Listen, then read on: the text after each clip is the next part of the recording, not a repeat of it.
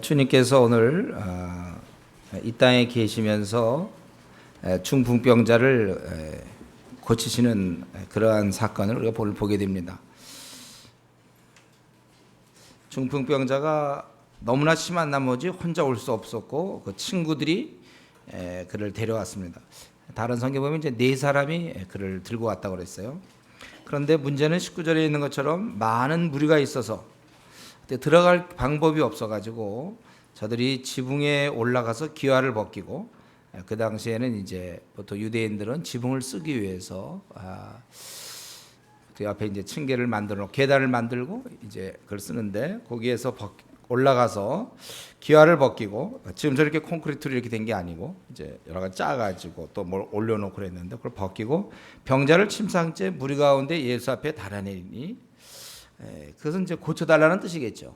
누가 보다도 아는 거예요. 그럴 때 예수님이 그러면 네가 병에서 나아라 뭐 이렇게 얘기할 걸 기대했는데, 뜻밖에도 20절에 보면은 내 죄 사함을 받았느니라 이렇게 얘기하고 있어요.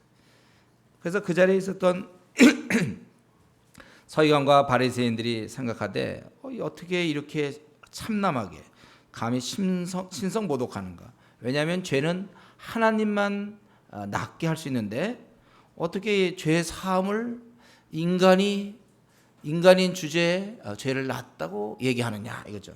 예. 그런 것을 우리 예수님께서 그 생각을, 그 마음의 생각을 아시고 너희 마음에 무슨 생각을 하느냐 22절에 이렇게 얘기했어요. 그래서 내가 죄 사함을 받았느니라 하는 말과 걸어가라 하는 말 어느 것이 쉽겠느냐. 둘 다 이것은 쉬운 것이 아니에요.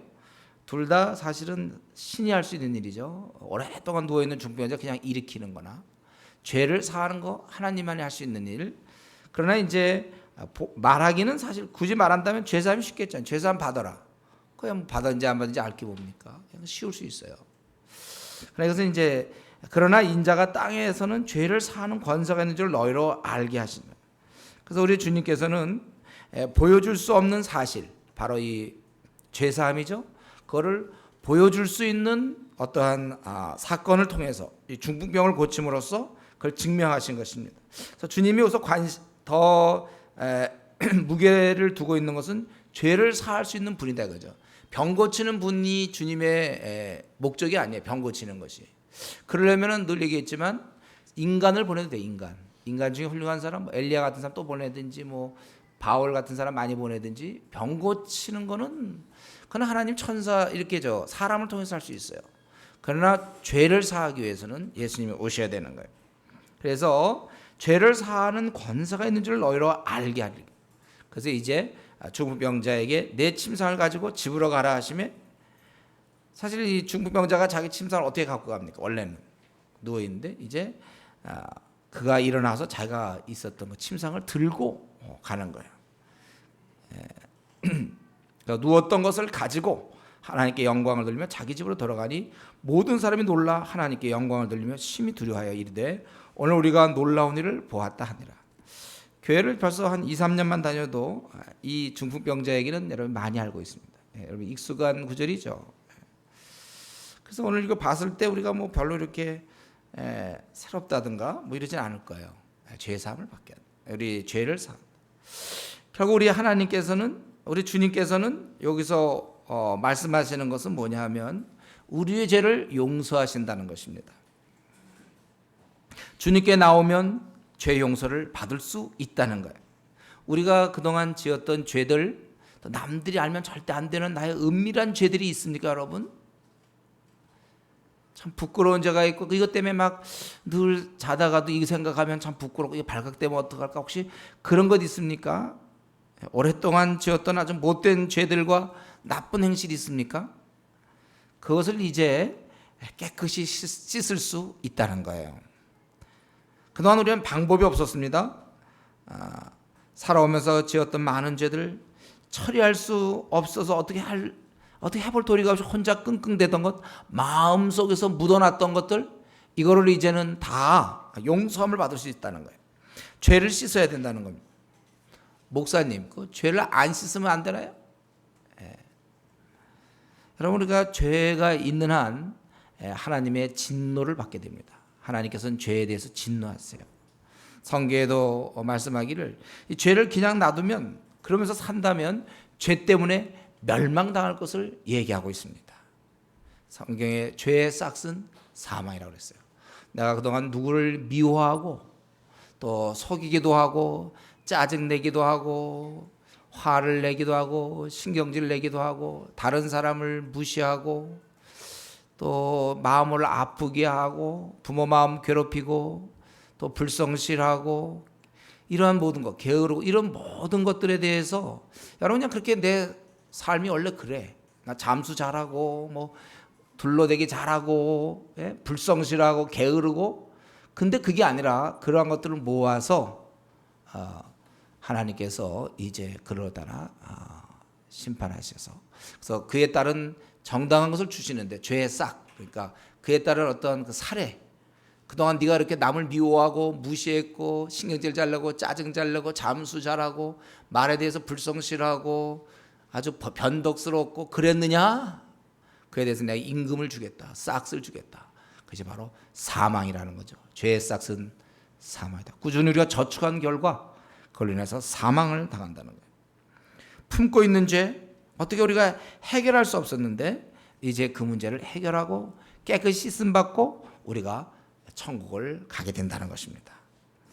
여러분, 그렇기 때문에 자신의 그런 성격의 문제나 자신의 그런 죄를 지은 것, 이런 것 때문에 괴로워하지 말고 지난날에 무슨 잘못을 했든지 그분의 인자하심을 믿고 나가서 용서를 구해야 돼요. 그동안 게을렀습니까? 아주 불성실했습니까? 마음을 다하여 주님을 섬기지 않았습니까? 아니면 둘러대기 잘했습니까? 또 욕심이 많았습니까? 남을 그렇게 무시했습니까? 남에 대해서 그렇게 자꾸 삐치고 오해 잘했습니까? 이러한 모든 것들 이제 그분께 나와서 그분의 긍휼을 여러분 기다리셔야 돼요. 용서를 바라야 되는 것입니다. 그거 주님이 바로 이 땅에 오신 것은 죄 때문에 오셨다. 죄의 문제를 자신이 이제 죄사하는 권세가 있음을 알려준 거예요. 비로소 인간은 자신이 그동안 지은 죄, 어디 가서 해결할 수도 없지만 그분께 고백함으로 이제 비로소 우리는 해결할 수 있는, 처리할 수 있는 장소와 그 방법, 그 대상을 우리가 드디어 알게 됐다는 것입니다. 그리고 이제 레위를 만나는데, 레위를 만나기 전에 한 가지 더 우리 여기서 가만 보면요, 들여다보면 중풍병자가 주연이 아닙니다. 중풍병자는 조연이 엑스트라예요. 여기서 지금 예수님과 마지 대하고 있는, 예수님이 지금 상대하는 자는 누구냐면 바로 이 중풍병자를 데려온 친구들이죠. 4명이라고 그랬죠. 4명의 친구들이에요. 이 중풍병자 회복은 주님 때문입니다. 그러나 그 중풍병자가 회복할 수 있었던 것, 주님을 만날 수 있었던 것은 바로 4명의 친구 때문이라는 것이죠. 이들이 메워오지 않았다면, 지금 예수님에 대한 소문을 듣고, 야, 예수님 병자 고친다더라, 뭐 안진뱅이들이라고 시각장애인도 눈을 뜨고, 야, 그러니까 이거 우리 이 친구를 해야 되겠다. 이 친구들이 4명이서 그런 생각을 하지 않았더라면 이 중풍병자는 상태를 보니까 4명이 메고 올 정도면 굉장히 중증이었던 것 같아요. 그냥 그리고 메우지 않고, 또 만약에 메어 갔어도 사람이 너무 많으니까 아이코 사람 많네, 이거 어떻게 되냐, 이거 한 사람도 가기 힘든데 그럼 오늘은 할 수 없다, 돌아가자, 막 이랬다면 중풍병자의 회복은 없었다는 거예요. 그럼 어쩌면 그 이후로 그는 누워서 어쩌면 대소변 받아내야 되고 주위 사람을 힘들게 하고 본인도 힘들고 허구한 날 누워 있어야 되고 참 비참하게 고통 가운데 절망 가운데 그가 보냈어야 했을 것입니다. 그런데 친구들이 왔으며 데려왔으며 또 그러한 많은 무리들 때문에 못 들어가는 그, 한번 여러분 인산인해를 생각해 보세요. 많은 사람이 무리, 왜냐하면 막 병자 고치고 말씀 듣고 많은 사람이 왔을 때 그들이 보고 포기했다면은 어떻게 됐겠습니까? 그런데 이 친구들은 그런 상황을 생각하다가 그들은 계단을 올라갔고 지붕을 그렇게 뜯었습니다. 그래서 그 집주인한테 혼나겠다든가 뭐 이런 생각하는 게 아니에요. 지금은 이거 어떻게 하든지 만나게 해야 돼. 방법이 그거예요. 예수님께, 여러분 만약에 이때 우리라도 만약 진짜 예수님께 가면 병을 고친다고 합시다. 진짜로. 그걸 진짜 믿는다면 어떻게든지 예수님 만나게 해야 되지 않아요? 이 정도의 장애에 자기가 포기할 수 없다는 거예요. 이 확실한 믿음을, 그래서 20절에 보면 예수께서 그들의 믿음을 보셨다고 그랬어요. 그들의 믿음을 보셨다고 그랬어요. 이들은 그 기회를 놓치지 않고자 애를 썼어요. 그분께 가면 회복되는데, 내 친구가 그렇게 오랫동안 누워 있었는데, 그는 평생 그렇게 살다가 얼마나 고통스럽게 한 번 태어나서 병에 누워가지고, 병 때문에 누워서 평생 그렇게 보내는 그 친구가 주님 앞에 가면 회복될 텐데 어떻게 가만히 있을 수 있냐 이거예요. 이 누워있고 거동도 못하는 이 불쌍한 친구를 어떻게든지 예수님을 만나게 해줘야 되겠다. 그들의 그 열의가 결국 지붕을 뚫은 거예요. 그래서 친구를 달아내리게 된 것입니다. 우리는 여기서 주님이 칭찬하셨던 그들의 믿음, 우리는 또 마찬가지로 우리가 이 친구들을 통해서 우리가 배울 게 있어요. 바로 그거죠. 예수님께 가면 회복된다는 것을 이들이 분명히 믿었고, 그래서 중풍병자를 데리고 간 것처럼 오늘날 우리도 마찬가지로 내 주변의 친구들의 회복을 위하여, 그들이 어떠한 문제든지 간에 그들의 그러한 그것을 회복하기 위하여 주님을 만나게 해야 된다는 것입니다. 주님만 만나면 회복될 우리 주위에 많은 내 친구나 내 동료들, 우리가 무슨 방법을 쓰든지 주님 앞에 데려놔야 한다는 것입니다. 우리는 이 친구들의 그런 믿음을 보면서 우리도 이런 믿음을 한번 점검해 봐야 되겠어요. 나는 어떠한가? 나를 만난 내 친구와 동료들은 행복합니까? 회사에 있는 내 친구들은 나를 만났기 때문에 참 다행입니까, 여러분? 나 때문에 주님을 만났습니까? 그래서 그의 많은 문제가 정리되었나요? 아니면 내가 아니고 혹시 다른 교회 다니는 사람을 만났다면, 다른 친구를 만났다면 벌써 그 친구는 벌써 영생을 얻고 행복한 생활 벌써 시작된 거 아닌가요?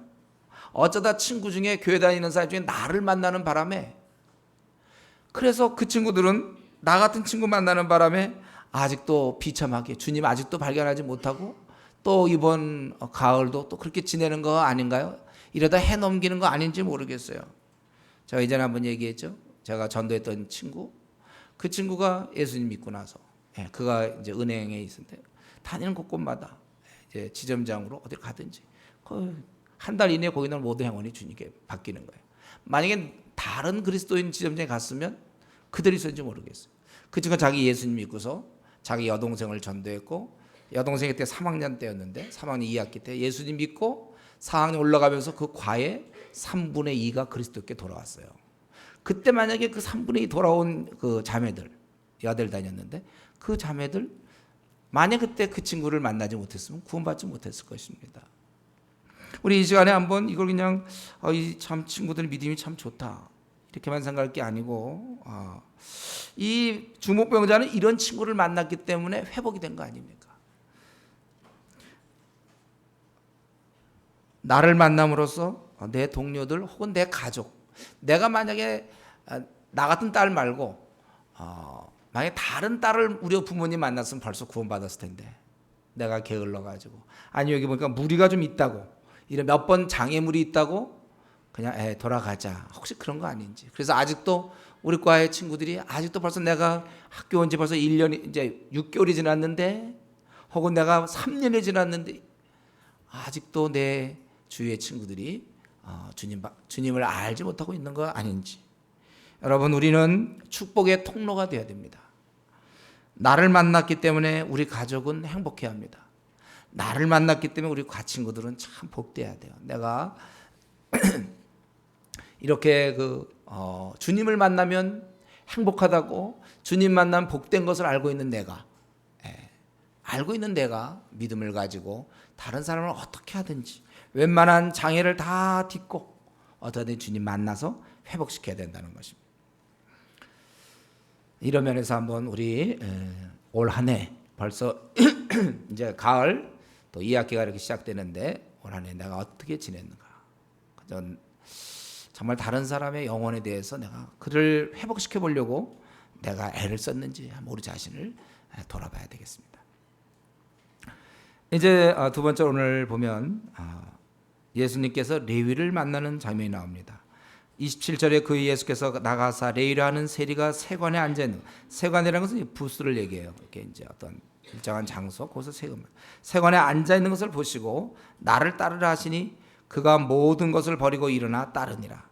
레위가 예수를 위하여 자기 집에서 큰 잔치를 하니 세리와 다른 사람이 많이 함께 앉아 있는지라, 이렇게 되어 있어요. 여기 지금 레위, 이 사람은 누구죠? 나중 보면은 이 레위는 마태죠, 마태, 세리 마태. 이 나중에 그 예수님의 제자로서 마태복음을 썼던 그 인물인데, 레위라는 세리가 세관에 앉아 있는 것을 보시고 나를 따르라 하시니, 그럴 때 그는 모든 것을 버리고 일어나서 쫓았어요. 그리고 29절에 큰 잔치를 배설했던 것입니다. 우리는 이 지금 레위를 부르는 사건을 통해서 이 중풍병자와 좀 비교해 보면은, 보통 병자들은요 자신이 고침을 받아야 함을 잘 알고 있어요. 그러나 이 어떤 레위의 경우는 자기가 좀 주님께 나아가 그 치료받아야 한다는 것을 알지 못했다는 것입니다. 그러니까 중풍병자는 움직일 수 없는 병자라면 이 레위는 움직일 수 있는 병자에 불과했다는 것입니다. 움직이되 무엇을 위해 움직일지를 몰랐다는 거예요. 이 레위는 아무런 왜 내가 이렇게 살아가야 되는지를 모르는 병자였어요. 우리가 흔히 몸의 문제는 누구나 다 당연히 관심을 갖습니다. 그래서 자기가 뭐 비만이면 뭐 살을 빼야 되겠다든가, 아니면 자기 뭐 간이라든가, 또 자기 어떤 심장이 약해졌으면 그런 거, 몸이 아프면 어떻게든지 회복하려고 우리는 이것에 관심을 갖지만 영혼의 문제, 특별히 삶의 문제, 그 큰 문제에 대해서는 관심을 안 가져요. 이 목적에 대해서 내가 지금 어디를 향해서 방향이 어딘지도 모르면서도 아무런 대안 없이 그냥 산다는 거예요. 여기 세리도 만약에 이때 주님 안 만났으면 그 다음 날도 내가 예측하기에 그냥 세관에 앉아서 그냥 있는 거예요. 우리가 아는 대로 그 당시 세리는 누굽니까? 민족의 반역자죠. 저들이 로마 편에 붙어서 세금 걷어가지고 거기다 갖다 주고 나머지는 다 착취하는 거예요. 부자들이에요, 이 세리들은. 그러면서 아주 민족에게 따돌림 받는 사람이에요. 저 나쁜 사람이에요. 본인도 자신이 죄인인 거 알아요. 소외받는 층이에요. 근데 자신은요 내일도 또 그 다음 날도 또 그냥 세관에 앉아 있었을 것입니다. 자가 왜 거기 세관에 앉아서 그렇게 살아가야 되는지, 이 방향 없이 그냥 살아간다. 그런데 주님께서 지금 이 세리 레위를 부르셨어요. 이건 무엇입니까? 그에게 삶의 방향과 목적을 주신 거예요. 그런데 우리가 여기 보면 오늘 본문을 보니까 나를 따르라, 그가 그러니까 모든 것을 버리고 일어나 따르고, 29절에 이 잔치하는 걸 볼 때 그 레위는 아마 평소에도 자기의 삶에 만족을 못한 것 같아요. 그렇겠죠. 자기가 세리인데 사람들이 아주 손가락질하는 그런 직업에 있으면서, 그렇기 때문에 그 이후 행동이 모든 걸 버린잖아요. 그렇게 아까워하지 않고 또 큰 잔치를, 29절에 큰 잔치를 베풀었다. 여러분, 이게 만약 만족 못하고 괴로웠다면 큰 잔치 버리겠습니까? 만약 내가 직장 취직 시험 봐서 떨어졌다, 그럼 큰 잔치 베풀겠어요? 쉬게 됐다고 좋아하면서 큰 잔치 베풀고, 아니면 우리가 뭐 수능 시험에 떨어졌다, 좋다 그러겠습니까? 이거 큰 잔치를 베풀었다는 건 굉장히 즐거움을 얘기하고 있지 않습니까? 즐거웠다는 거, 모든 것을 버리고. 그 사실 그에게 있어서 예수님께서 나를 따르라, 나를 따르라고 하신 것은 그가 오랫동안 사실 속으로부터, 겉으로 모르지만 오랫동안 그 마음 중심으로부터 고통받아왔던 삶의 허무, 무의미, 참 보람이 없어요. 그냥 하루하루 연명하는 무가치한 삶. 주위 사람들이 볼 때는 어떻게 봤는지 모르겠어요. 본인도 아마 돈을 좀 벌었으니까 괜찮았다고 생각했는지 모르겠어요.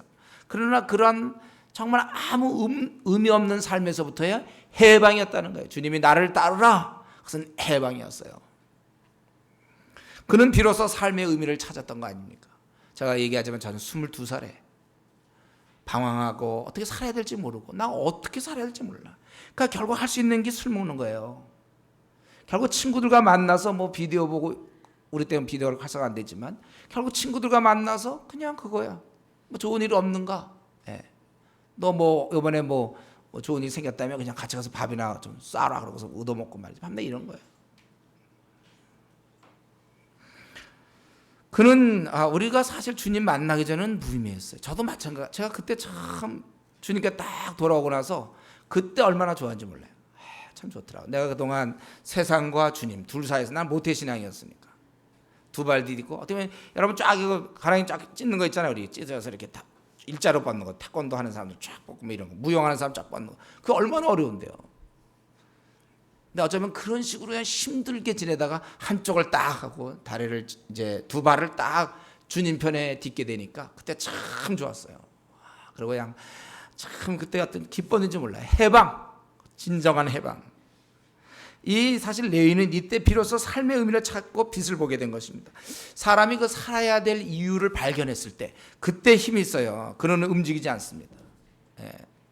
그래서 그는 모든 재물과 어떤 편안한 삶이죠. 그것을 상대화시킬 수 있었고 그리고 그는 기뻐할 수 있었던 거예요.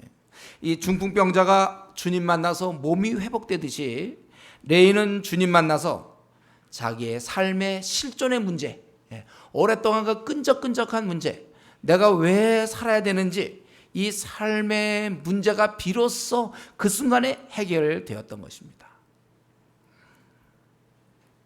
우리 사람들은 다 비슷합니다. 몸이 아프거나 또는 자기의 눈에 보이는 현실, 앞날이 잘 풀리지 않을 때 매달린단 말이죠. 어떤 직장 취업이나 결혼 문제라든가 혹은 뭐 자녀에게 문제가 생겼다든가 재정적인 어떤 참 늘 뭐 답답하다든가 뭐 이런 문제, 이런 육신의 문제, 눈에 보이는 것은 어떻게든지 해결해 보려고, 그래서 뭐 어떤 때는 막 돈을 더 벌어 보려고 막 이렇게 이런 것은 어떻게 해결해 보려고 하지만 사실 더 중요한 문제, 그거는 이제 부분적인 문제예요. 작은 문제예요. 진짜 더 큰 문제. 왜 삽니까? 내가 왜 지금 이렇게 살아야 돼요? 내 남은 앞으로 40년, 50년의 생은 어떻게 살아야 되는 건가요? 이렇게 살다가 죽으면 맞아요, 지금? 이렇게 살다가.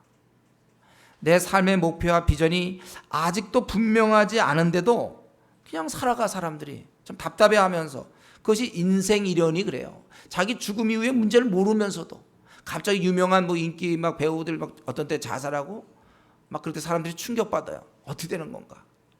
정말 사람 죽으면 어떻게 되는 거예요? 그래도 그냥 이런 문제가 사실도 본인도 정리가 안 되고 내가 분명히 뻔하거든요. 내가 이제 앞으로 5, 60년 살다가 내가 나 혼자 언젠가 관 속에 들어갈 것이고 그 관은 또 땅 속으로 들어갈 거예요. 아니면 불 속에 들어가서 태워지든지 나는. 근데 나는 도대체 어떻게 되는 거예요? 내가 어디서 왔고 이렇게 살다 죽으면 되는 건지, 이런 중요한 문제에 대해서도 분명하지 않은데도, 그리고 사실 마음도 편하지 않아. 그런데도 그냥 살아간단 말이에요. 이것이 바로 영혼의 병자입니다. 중풍의 병자는 몸의 병자였다면 이 사람은 영혼의 병자. 사실은 더 심각하다고 볼 수 있어요. 영혼의 중풍병자야 이 사람이. 깜깜한 어두움에 빠져서 자기가 어딜 향해 나가야 될지 몰라. 자기 생각에 빠져있고 어떻게 해야 될지 몰라. 하루하루 그냥 어떻게 보면 바쁘기만 해요. 자기가 서 있는 길이 비탈길인지 낭떠러지도 잘 몰라. 그러니까 자기 것이 없으니까 친구 따라가는 거예요.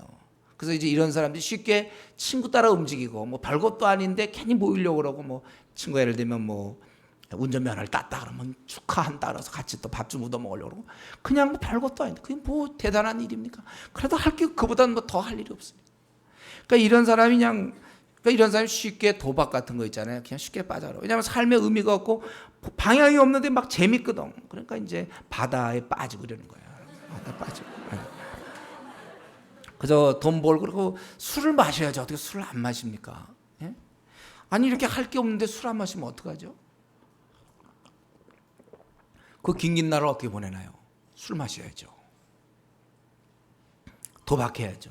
그러니까 우리나라에 지금 술 중독이 300만 아니에요. 알코올 중독. 보통 한 3개월에서 6개월 꾸준히 먹으면 중독 시작되는 거예요. 그래서 처음엔 누가 줘서 먹지만 그 다음부터는 이제 그냥 할 거 없으니까 먹는 거예요. 그냥 이유가 없어요. 술 먹는 사람이 이유 있습니까? 그냥 먹는 거죠. 또 우리나라에 300만 명의 도박 중독자가 있어요. 근데 이번에 바다 그걸 내가 보니까 아마 더 되는 것 같아요. 많은 사람이. 의심해서 300만이나 될까 싶었는데 보니까 더 될 것 같아요. 왜냐하면 자기 것이 없기 때문에. 자기 것. 내가 왜 이렇게 살아야 되고 오늘 내가 생을마저도 후회하지 않는 길을 지금 가고 있는가 이거예요. 이게 뿌연채, 아주 뿌해, 아주 희미해요. 몰라요, 앞날에 대해서. 내가 왜 결혼을 해야 되느며, 내가 왜 그 남자를 만나야 되죠? 왜 그 여자를 만나야 됩니까? 나는 왜 그 직장을 가야 됩니까? 나는 왜 외국에 가서 PhD를 해야 돼요? 왜 유학을 가야 됩니까? 이 모든 것이 다 뿌예요. 그리고 자기 삶도 자기가 만족하지 않아서 솔직히 얘기하면. 근데 다른 게 없어요. 그러니까 그냥 재밌게 살고. 그러니까 이제 쾌락을 위해 살 수밖에 없어요. 우리 인간들이 그렇습니다. 그러한 사람들은 오직 주님의 음성을 들어야 돼요. 그렇게 무가치하게 1년, 2년, 3년, 4년 보내는 수가 있어요. 교회를 다닌다는 사람도 마찬가지예요. 교회를 다닌다고 해도 아직까지도 그의 관심사는 주님이 아니고, 그의 관심사는 자기 생에 의미 있는 삶이 아니라 재미있는 삶이 그의 관심사예요. 불쌍한 자죠. 그는 죽어있는 자예요. 소망 없는 자의 절망 가운데, 자기는 재밌다고 그러지만 아주 절망 가운데 사는 겁니다. 자기도 사실은 만족 못해요.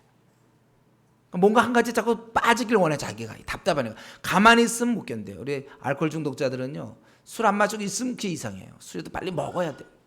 또 다른 의미에서의 중독된 사람들이죠. 뭐에 하나 중독서 그냥 그거를 추구하고, 오직 주께서 나를 이 땅에 보내신 뜻을 알게 될 때까지는 헤맬 수밖에 없고, 그것은 허비하는 손해보는 삶입니다.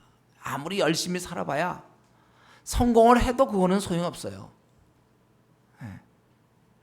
그런 사람은, 주의 음성을 듣지 못한 사람은 오늘 레위처럼 그저 오늘도 세관에 앉아 있을 뿐이라는 거예요. 참으로 이 가련한 자기를 바라봐야 됩니다. 여러분, 그러니까 오늘 주님 오시면, 주님 내가 이렇게 주님이 날 부르셔서 이런 일을 하다가 주님 만났습니다, 그렇게 얘기할 수 있냐고요. 오늘 주님 오시면 안 되죠. 그런 사람들은 오시면 안 돼요. 그럼 본인도 이 삶의 의미가 없어요. 그러니까 세상을 쫓게 되니까 결혼을 하더라도 그저 잘생긴 남자, 돈 많이 버는 사람. 어째서 잘생긴 남자가 왜 내 남편이 돼야 되죠? 또 이쁜 아내. 왜 이쁜 아내가 돼야 되는 건가요? 아무런 기준이 없으니까. 세상적 기준으로만. 그냥 세상적으로만 그냥 사는 거예요. 이것이 바로 우리 인생들입니다. 참으로 단 한 번이라도 좋으니까, 내 생에 단 한 번만이라도 자기가 얼마나 비참한지를 아셔야 돼요. 내 생을 어떻게 이렇게 엉망으로 이끌어 왔는가. 아니, 내가 이렇게 삶의 목적도 발견하지 못하고 그동안 나는 왜 산 거예요? 그러니까 답답한 거죠. 어떻게 하다 이렇게 살게 됐죠? 이런 삶의 방향도 없이 살게 됐어요. 속히 주님께 나가야 합니다. 진실로 한번 주님께 나가서, 주님 내 생이 엉망인데 나를 좀 붙잡아 주시고 내 눈을 열어 주십시오. 이 풍성하고 복된 삶을 얻어야 되는 것입니다. 그 껍데기 좀 그만, 그 껍데기들 그만 다 벗기고 이제 정말 이 속과 하나님 만나야 돼요. 나 진정으로 주님을 만나야 돼요. 그래서 문제를 풀어야 되는 것입니다. 그래서 여기 지금 중풍병자가 회복되고 이 레위가 이 방향을 얻고 삶의 의미를 찾게 되는 이런 순간에, 근데 30절부터 39절까지 보면 이제 이런 것을 보고 있던 바리새인들, 당시 서기관들, 바리새인과 서기관, 당시 종교적 지도자, 소위 의인이라고 하고 자기들은 괜찮다고 생각하는 그들이 이것을 비방하게 됩니다. 그들의 비방의 핵심은 두 가지죠. 하나는 뭐냐면, 왜 하필 그 세리와 죄인과 어울리느냐 이거죠. 30절. 세리와 죄인과, 그리고 왜 먹고 마시느냐 그거예요. 그럴 때 예수님의 답변은, 첫 번째 답변이 31절에 예수께서 대답하여 이르시되 건강한 자에게는 의사가 쓸데없고 병든 자에게라 쓸데있나니 내가 의인을 부르러 온 것이 아니요 죄인을 불러 회개시키러 왔노라. 내가 온 것은 죄인을 불러 회개시키러 왔다. 내가 무슨 병자 고치고 이런 거, 그건 사람들 보내면 돼. 그러나 죄 문제만큼은 아무도 해결할 수가 없어요. 하나님만이 할 수 있는 일이에요. 그래서 온 것이에요. 그거 자체가 바로 목적이에요. 주님이 오신 목적이 이것 이상 더 큰 게 없습니다. 죄인을 회개시키려고 하는 거. 영영 지옥에 떨어질 자들을 그의 죄값으로 말미암아 그를 영원한 천국으로 올리겠다, 그것입니다. 그러니까 두 번째 그 바리새인의 또 비방이 뭡니까? 그들이 예수께 말하되 요한의 제자는 자주 금식하고 하며 기도하고 바리새인의 제자들도 또한 그래야 돼, 당신의 제자들은 먹고 마시나이다, 이렇게 얘기했어요. 왜 자기들은 그렇게 금식하고 그러는데 왜 이렇게 경건하지 못하게 먹고 마시느냐 그거예요. 성경에 보면 원래 구약시대 때는요 1년에 한 번 금식일이 있었습니다. 대속죄일에. 그 한 번밖에 없었는데 바리새인들은 더 열심히 큰 나머지 일주일에 2번씩 1년에 한 번 할 것 같다가 이런 일주일에 2번씩 했어요. 그러니까 1년에 100일을 한 거죠. 100배 한 거예요. 100배. 예. 그리고 우리는 이렇게 참 금식하며 경건히 하는데 너희 제자들은 뭘 먹고 마시냐 이거죠. 예. 자기들은 못 먹어서 어쩌면 조금 그랬는지 모르죠. 못 먹었는데 배가 아팠는지 모르겠어요. 저들은 실컷 먹고 말. 또 제자들이 원래 또 경건한 축이 안 들거든. 이 사람들 먹고 마시죠 원래. 그런데 어쨌든 너 먹고 마시느냐? 그럴 때 예수님의 대답이 뭡니까? 34절에 그럼 다 같이 읽어볼까요? 34절 시작. 예수께서 그들에게 이르시되 혼인집 손님들이 신랑과 함께 있을 때 너희가 그 손님으로 금식하게 할 수 있느냐?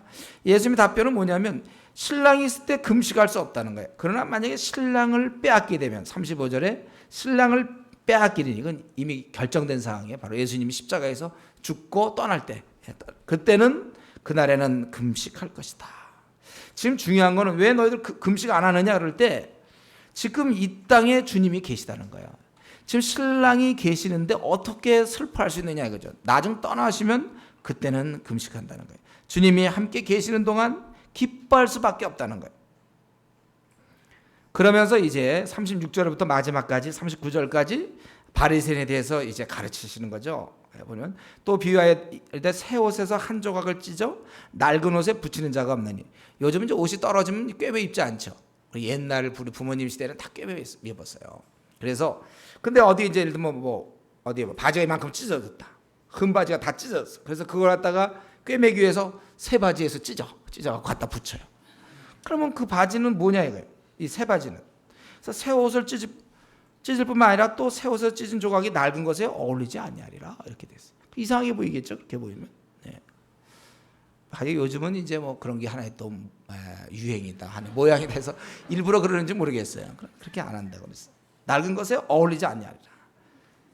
또 새 포도주를 낡은 가죽 부대에 넣는 자가 없니? 만약 그렇게 하면 새 포도주가 부대를 터뜨려 포도주가 쏟아지고 부대도 못 쓰게 되리라. 원래 어떻습니까? 그 당시에 새로운 포도주를 이제 새 가죽 부대에 담게 돼 있어요. 그래야 이것이 발효가 되면 이 가죽 부대가 팽창이 된다고. 이게 가죽 부대가 팽창이 돼 가지고 그게 이제 견디는 거야. 같이 가는 건데 그래서 최대로 팽창됐는데 만약 그 포도주 다시 빼고 또 새 포도주를 또 넣으면 이게 또 발효되면서 더 나가다 터지게 되는 거예요. 그래서 원래 새 포도주는 낡은 가죽 부대에 넣지 않습니다. 다 망하게 된다는 거예요. 새 가죽 부대에 넣어야 된다. 새 포도주는 그래서 새 부대에 넣어야 할 것이다. 38절. 그런데 너희들은 묵은 포도주를 마시고 새 것을 원하는 자가 없나니 이는 묵은 것이 좋다면 너희들은 옛날 거 좋다.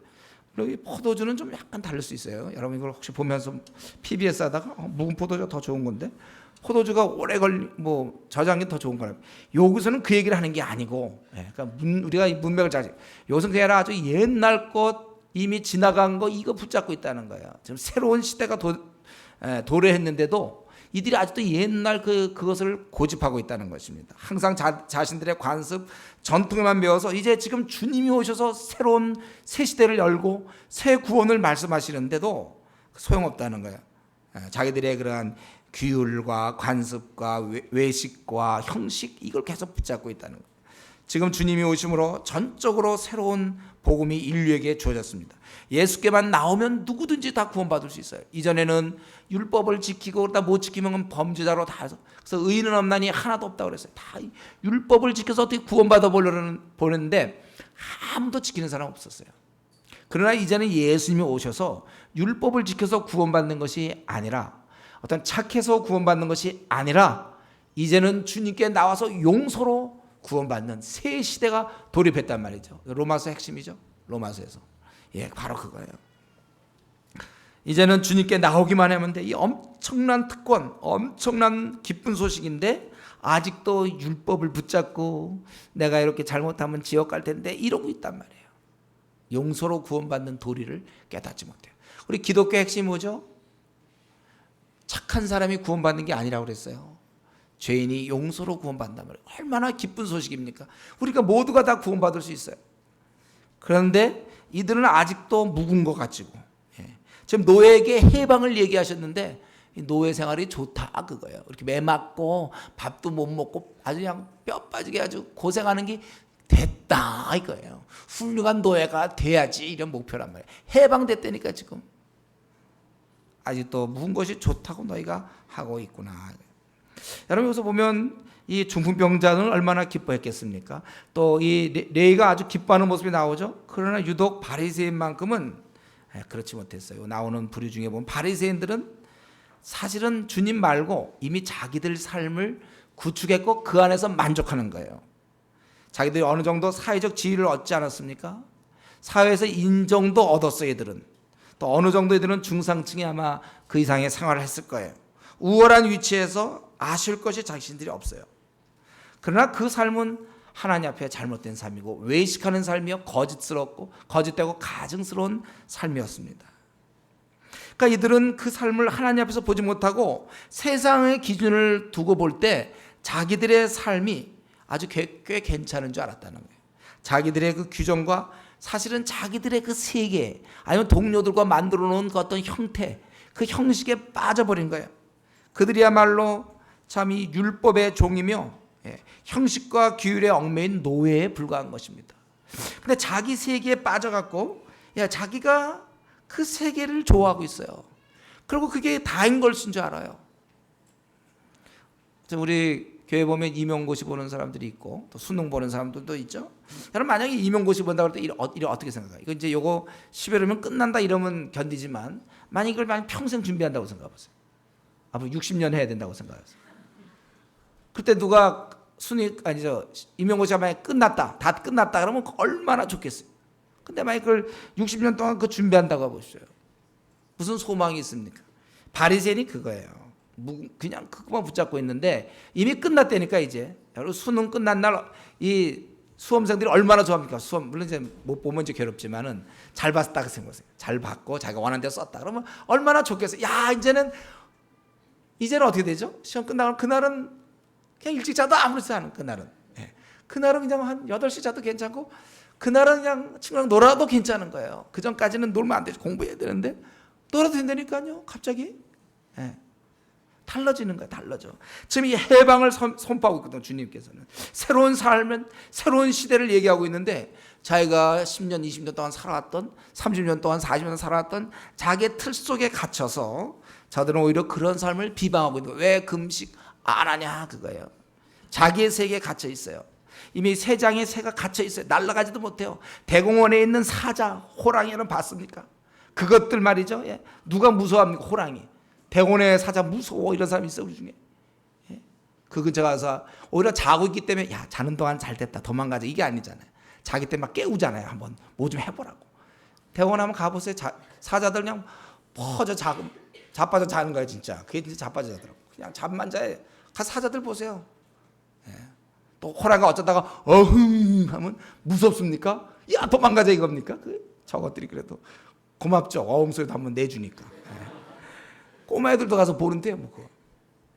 만약에 우리가 그렇게 그냥 살아간다면 세 장의 새가 문을 열어줬어요. 근데 안 날아가. 그 안에 자기에게 갇혀있는 세계. 이건 자기가 갇혔어요. 이 바리새인과 그들은 그 삶에 익숙해져 있단 말이에요. 어느 정도 세상적으로 인정해 주니까 자기들끼리 잘못된 길인데도 불구하고 아무런 의미가 없는 길인데도 불구하고 그 안에 맞췄어요.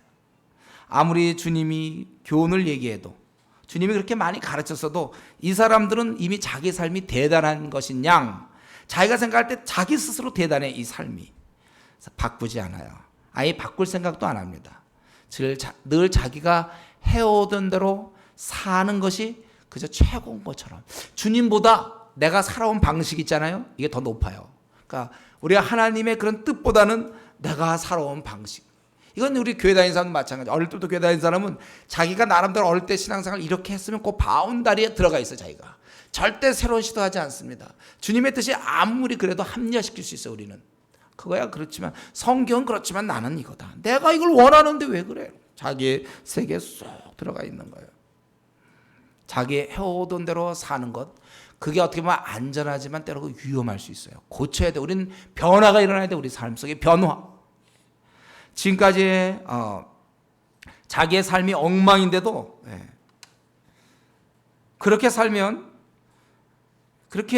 정말 아무런 열매가 없는데, 지금까지 제가 20년 동안 살아왔거든. 30년 동안 40년 동안 그렇게 살아왔기 때문에 바꿀 수가 없어요.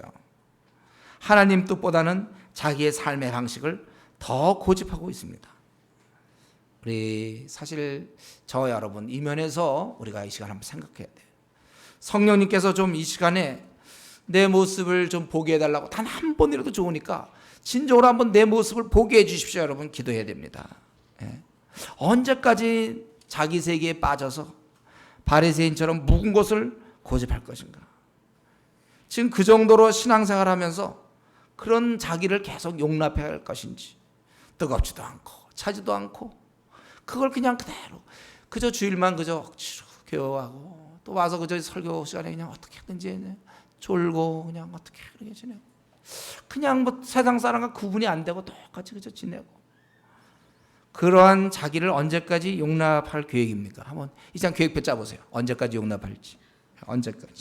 언제까지 나의 미지근한 생활을 용납할 것인가? 여러분 언제까지 할 거예요? 생각해보세요. 내가 언제까지 나를 용납하고 그렇게 불만이 많고 감사가 없고 고집 세고 자기 그거 언제까지 자기를 받아들일 것인지, 한번 자기 세계에 빠져서 못 나오고 있는 이 자기의 그 불쌍한 하나님의 뜻에 어긋난 삶을 계속 지속하면서도 살아가고 있는 진짜 불쌍하고 가련한 자기를 보게 해달라고 기도하셔야 됩니다.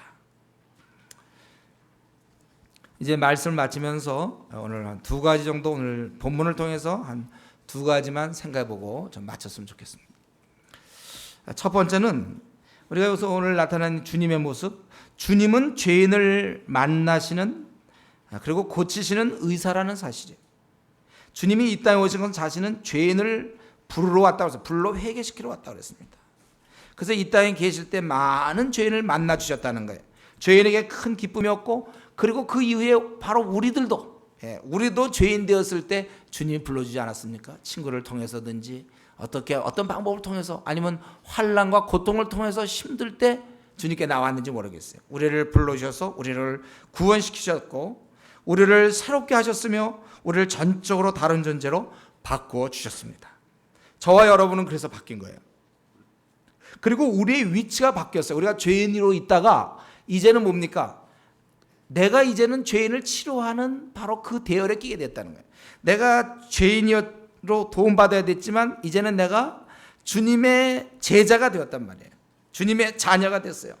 이거 대단한 존재, 위대한 존재가 되었다는 것입니다. 내가 환자로 있다가 이제는 환자를 고치는 의사가 됐다는 거예요. 무슨 말인지 이해되나요? 지금 환자가 누구고 의사가 누구고 지금 졸려운데 그건가요? 이해가 돼요, 여러분?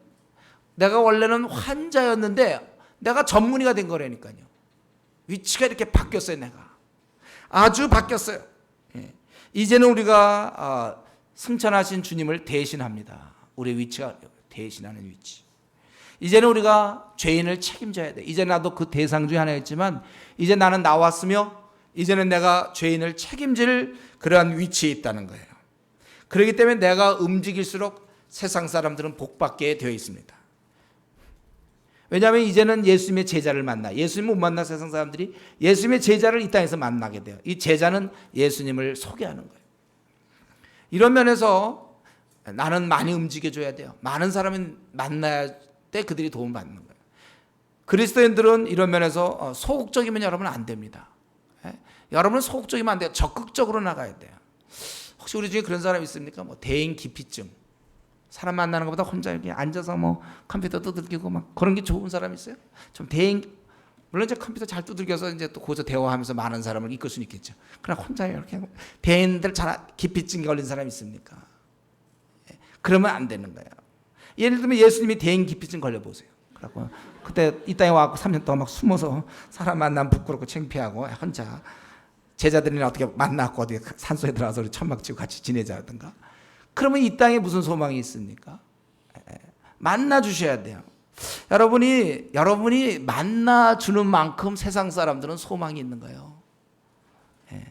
그래서 여러분들이 좀 적극적이어야 돼요. 여러분이 좀 부침성 있어야 돼요. 여러분이 좀 자신을 말이죠. 자신이 좀 밝아야 합니다, 여러분. 우울해 갖고 사람들 만나면 그 사람 우울해요. 여러분 밝고 그러면서 좀 혹시 그 중에 그러면서 좀 우울한 사람 있습니까? 우리 중에 혹시 우울한 스타일, 뭔가 온갖 세상의 이런 고민들을 혼자 한다든가 이런. 우울하면 안 돼요, 여러분들. 밝아야죠, 여러분들은.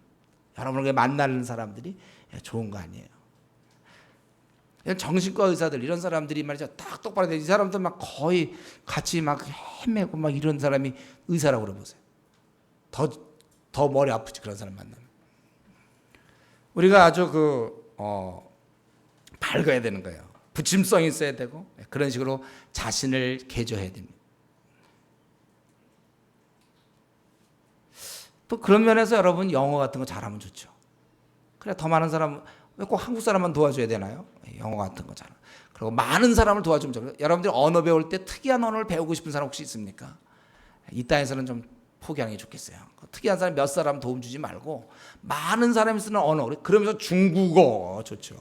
이런 거 딱 배워놔야 짱짱짱 하면서 이제 나가는 거 아니에요. 이런 거 배워놔야 되는 거야. 중국어 이런 거요. 배워도 말이죠. 이런 거. 왜냐하면 그만큼 내가 만날 사람이 많아지는 거잖아요. 제가 중국 가가지고 진짜 전도를 해봐야 되는데 뭐 중국을 알아야 전도를 하죠. 그래서 그 기차에서 제가 참 전도를 못하겠어요. 중국을 아무것도 모르니까. 그래서 제가 이열산스 이거 갖고 이제 막 사람과 얘기해가지고 그래도 그나마 친교를 맺어갖고 이제 사형리 저 중국어로 된 거 그것밖에 못하겠더라고. 내가 중국어를 잘했으면 그냥 그래갖고 이제 쫙 했을 텐데. 여러분 아직 많은 기회가 있고 아직 젊어요. 여러분들 많은 사람이 젊은데 이때 중국어라든가 영어 같은 거 많이 배워야 돼요. 왜냐하면 나를 만나는 사람을 위해서. 여러분 우리가 자기 문제에 연연하거나 먹고 사는 일에 너무 급급하지 않도록 노력하십시오. 비록 가난할 망정, 그러나 내가 가난할 망정 내가 부자 되겠다고 애쓰지 않겠다는 거예요. 그냥 가난하게 살다가 생을 부자로 살 수 있고 가난하게 살 수도 있어요. 이거는 중요한 문제가 아니에요. 그러나 의미 있게 살아야 된다니까요. 나는 최고의 값비싼 존재, 여러분. 최고의 값비싼 존재. 우리 박지성 같은 사람 어때요? 요즘 몸값이 많이 올랐죠, 그 사람? 얼마인지 모르지만 하여튼. 그런 사람이 잘 움직여야죠, 그런 사람들이. 값비싼 존재들이 잘해야 되는 거예요. 여러분이 아주 귀한 존재예요. 여러분이 이제 주님의 제자라니까요. 믿습니까, 여러분? 제자인 거? 목사님은 제자 같은데 나는 아직 아닌가? 나는 제자, 그거는 뭐 나랑 관계없는 거 아닌가 이런 생각합니까? 모두가 다 제자라니까 여러분들이. 주님이 다 부르셨잖아요, 여러분들 제자로. 내가 주님의 제자인데 잘 움직여야죠. 내가 얼마나 높은 사람인데, 내가 값비싼 존재인데 내가 내 입에서 한 번 떨어지는 게 10,000,000불짜리라니까요. 영혼이 지옥 갔다 천국 가는 거라니까. 내가 그러기 때문에 내 말에 시식 깜짝이야 무슨 농담이 나고 이래서는 안 돼요. 여러분이 게으르면 안 돼. 이러면서 게으르면 아주 나빠요. 그냥 잠이나 실컷 자고 말이죠. 아주 게을러 갖고는 안 돼요. 여러분이 그 하는 게으른 만큼 세상 사람들은 손해를 봐요. 그들을 책임 사람은 우리거든요. 잘 생각해 보세요. 나 말고 누가 책임집니까? 누가 책임지죠? 나 외에.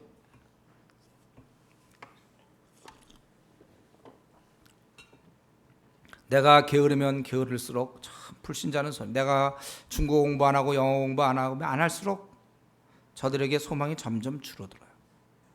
여러분들은 그러면서 아주 깨어 있어야 돼요. 여러분 귀한 존재. 주님 대신 이제 여러분이 나타나는 거예요. 이 땅의 사람들은 우리를 통해서 소망을 얻게 되는 거예요. 한 사람 한 사람이 너무 귀한데 제발 좀 게으르지 마세요. 제발 좀 소극적이지 말고. 자기 문제만 밤낮 빠져서 언제까지 자기 문제 빠져서 요즘은 내면 치유 뭐 밤낮 이런 거 요즘 좋아하지 않습니까?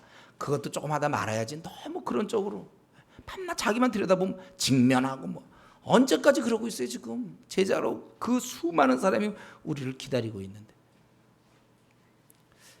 여러분 소극적이면 안 됩니다. 적극적으로 여러분을 필요로 하는 사람이 돼요. 그리고 이제 두 번째로 이거 이 말씀하고 마치겠는데 이제 두 번째로 우리는 오늘 본문을 통해서 이때 주님을 만난 이 레위가 아주 즐거워했어요. 또 이 신랑 집에 있을 때 손님들을 금식하게 할 수 없다는 거예요.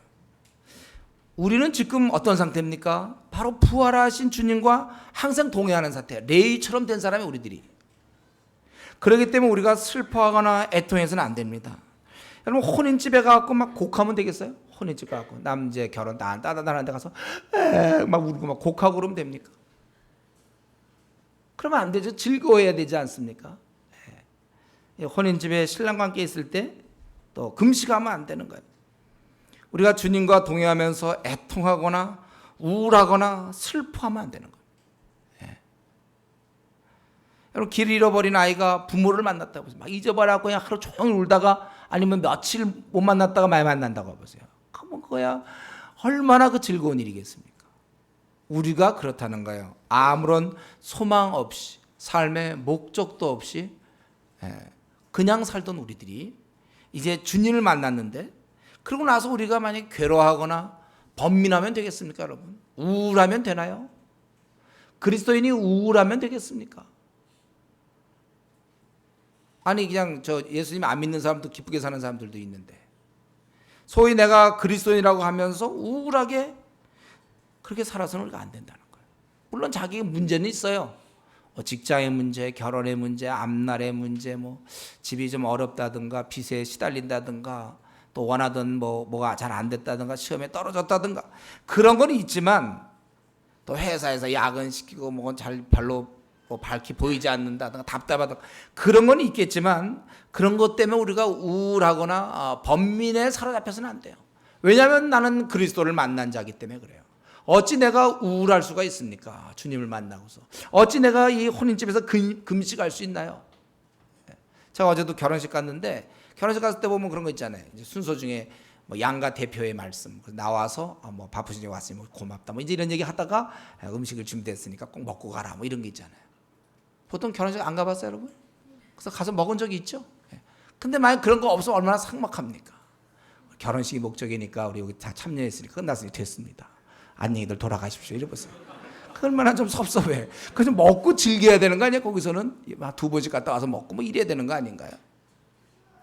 우리가 이 결혼식에서 즐거워야 된다면 신랑 신부가 즐거워하고 결혼식에 참여한 자들이 즐거워야 되는 것처럼 이제 우리의 남은 생은 끝났어요 여러분. 앞으로 50년 40년 30년 남은 생은 우리는 기쁘게 살아야 되는 거예요. 왜냐하면 주님이 계셨으니까. 정말 이 절망 가운데 주님 만나 제가 22살에 주님 만났을 때 진짜 좋았어요. 참 좋더라고. 그때 내가 모태신앙으로 내가 오랫동안 방황했는데 와 주님 만나서 잠이 안 왔어요. 하루 종일 밤새도록 그래서 제가 찬양했어요. 찬양해 막 나와 그냥 찬양. 안 할 수가 없어. 잘 수가 없어. 너무 좋으니까. 내가 이제 확실히 주님 편에 섰고 내 생애 이제 목적을 내가 찾게 되었고 의미를 찾게 되었고 주님 만난 내 영생을 얻었는데 이제는 그 전까지 내가 불확실했거든요. 나 이거 어떻게 되나? 내 영생을 얻었고 확실한데 이제는 이제 드디어 내가 삶의 의미를 찾았어요. 후회가 없다니까요. 내가 그때 그 생의 평안이 지금까지 오는 거예요. 20, 30년 지난 지금까지 나는 평안이 오는 거라니까. 그때 내가 그 평안 좋았어요. 여러분 우리가 이 남은 생은 아주 기쁜 가운데 지내야 돼요. 우울하게 살면 안 됩니다 여러분. 번민하거나 그러면 안 돼요. 기쁘게 지내야지. 성격의 문제가 아니에요. 원래 성격적으로 원래 그런 낙천적인 그걸 얘기하는 게 아니라 변화되어서 우리는 기쁘다 이래야죠 여러분들이. 즐겁다 이래야 돼요. 우리가 안 즐거우면 누가 즐거운가요? 지나가는 사람들이 즐거울까요? 어떻게 자기 영혼이 어떻게 되지? 지옥 갈지도 모르고 저 가운데 지낸 사람이 그럼 행복한 미소를 짓고 우리는 우울합니까? 우리는 아주 즐거운 사람들이에요. 내 앞으로 남은 생은 내가 희락 가운데 살아야 될 사람이에요. 왜냐하면 주님 만났기 때문에 그래요. 만족과 감사여야 합니다. 우거지상이 아니라니까요. 한번 거울들 보세요. 자기 얼굴이 어떤가. 잘생겼니 못생긴 따지면 안 돼. 이럴 때 눈이 크니 작니 코가 옷도가니 아니야. 이게 문제가 아니고 얼굴 전체에서 말이야. 내부에서부터 기쁨이 있는데요. 사람이 기쁘고 아주 즐거워야 되는 거예요. 성경은 아예 명료하게 했잖아요. 항상 기뻐하라. 범사에 감사하라. 그래도 우리 이 말씀 잘 안 지키고 이제 좋은 일일 때는 감사하고 틈틈이 기뻐하고 그러지 우리가 항상 기뻐합니까? 그러면 안 돼요. 항상 기뻐하고 범사에 감사해. 이건 명령이에요, 여러분. 우리의 생은 최고로 행복해야 됩니다. 그래야 불신자들이 보고 안 믿는 자들이 보고 야, 저 사람들이 어떻게 그런 기쁨이 있는가. 참 즐겁구나. 그리고 우리가 꾸미는 게 아니잖아요. 진실로 우리 기쁘지 않습니까? 내가 오늘 생을 맞춰 난 천국 확실하고. 얼마나 좋아요, 내가 지금 내 삶이. 최고한 돈만 없지 뭐 우리가 뭐가 부족합니까? 돈만 없고 외모 좀 없고 뭐 좀 대학 좀 떨어지고 뭐 있어요, 우리. 또 직장 잘 취직 안 되는 거 뭐 요거 빼고 뭐 그다음 뭐 부족한 게 뭐 있어요, 우리야말로. 범사에 감사하는 거죠. 행복하죠, 우리야. 어쨌든 하나님 책임져 준다고 했잖아요, 미래에 대해서. 내가 주님 안 계시면 불안하지만 선한 목장에서 내 앞길 맡아준다고 했잖아요. 맡아준다고 그랬어요. 걱정하지 않아요, 우리. 기쁩니다, 아주요. 우리 인생은 최고로 행복해야 되고 중요한 것은 목사님, 나도 때가 되면 행복해야죠. 이게 아니라니까 지금 행복해야 돼요, 여러분. 지금 여러분 생에 최고로 행복하셔야 됩니다. 지금 우리가 아주 밝고 빛나게 살아야 돼요. 상황은 엉망이지만, 상황은 정말 안 좋지만 이따의 것이 나의 기쁨을 뺏어갈 수 없어요. 이것 때문에 내 얼굴이 우울해질 수 없어요. 나는 기쁜 것입니다. 나는 행복해. 주님을 만났기 때문에. 그래서 이 레위가 잔치를 베푼 거예요. 좋은 거야, 주님 만나서. 삶의 목적을 발견했으니 잔치 몇 번이라도 해야죠.